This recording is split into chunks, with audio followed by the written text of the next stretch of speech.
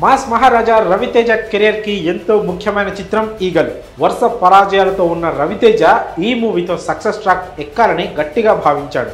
మరి ఇన్ని అంచనాల మధ్య ప్రేక్షకుల ముందుకు వచ్చిన ఈగల్ మూవీ ఎలా ఉందో ఈ రివ్యూ ద్వారా తెలుసుకుందాం. కథ విషయానికి వస్తే సహదేవ వర్మ జై మదనపల్లిలో ఓ కాటన్ ఫ్యాక్టరీని నడిపిస్తూ ఉంటారు.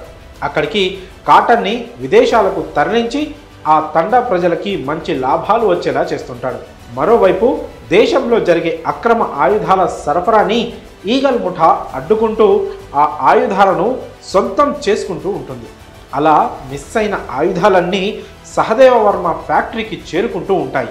అసలు సహదేవ వర్మకి ఈ ఆయుధాలకి ఉన్న లింక్ ఏంటి?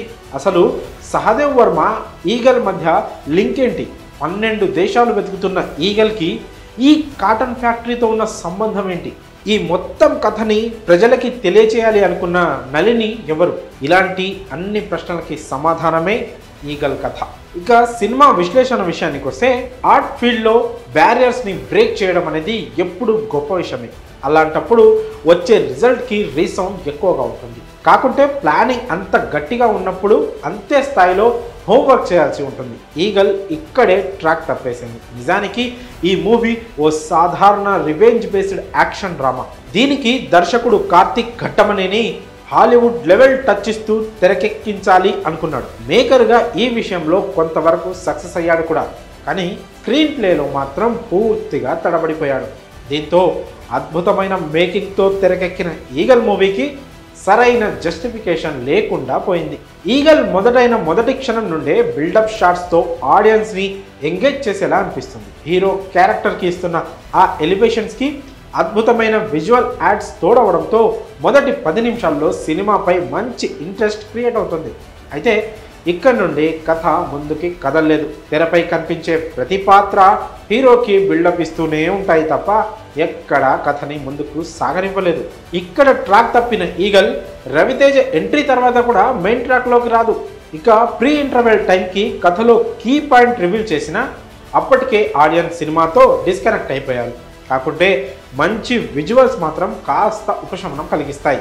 ఈగల్ సెకండ్ హాఫ్ కూడా రొటీన్ టర్న్ తీసుకోవడంతో రవితేజ కెరియర్లో మరో డిజాస్టర్ దిశగా ఈ సినిమా సాగుతుందా అన్న అనుమానం కలగకమానదు. అయితే హీరోయిన్ ఎంట్రీ తర్వాత కథలో ఎమోషన్ క్యారీ అవుతుంది. అలా అని వీరి లవ్ ట్రాక్ అంత అద్భుతంగా ఏమీ ఉండదు. హీరో జర్నీకి ఉన్న పర్పస్ అప్పటికి కానీ ఆడియన్స్కి అర్థం కాదు అన్నమాట. ఇక ఇక్కడ నుండి ఈ మూవీ టీం అంతా అద్భుతం చేసింది. అప్పటి వరకు నిద్రపోయినట్టు అనిపించే బ్యాక్గ్రౌండ్ స్కోర్లో మెరుపులు కనిపిస్తాయి. కథలో వేగం ఊపందుకుంటుంది. విజిల్స్ వేసేలా హీరో మెసేజ్ ఉంటుంది. కథలో ఎన్ని లేయర్స్ పెట్టుకొని దర్శకుడు ఎందుకు ఇంత ఆలస్యం చేశాడు అన్న కోపం కూడా ఆడియన్స్లో వస్తుంది.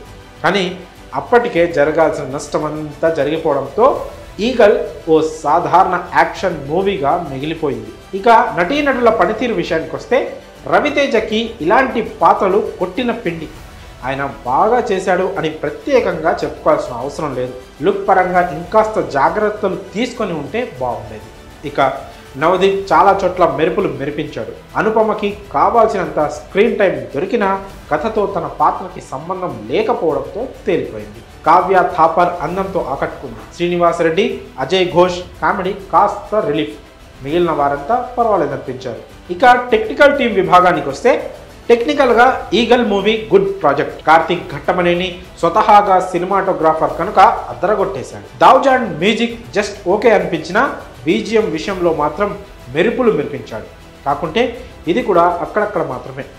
ఎడిటింగ్ మాత్రం టోటల్లీ డిజాస్టర్. ఇందులో కూడా కార్తిక్ ఘట్టమనేది మెయిన్ హ్యాండ్ కాబట్టి ఇది కూడా అతని ఫెయిల్యూర్ అవుద్ది. ప్రొడక్షన్ వాల్యూస్ టాప్ రేంజ్లో ఉన్నాయి. కథనంలో విఫలమైన కార్తిక్ ఘట్టమనేని మేకర్గా మాత్రం అదరగొట్టాడు. కానీ వీక్ నెరేషన్ కారణంగా ఆ కష్టానికి ఫలితం లేకుండా పోయింది.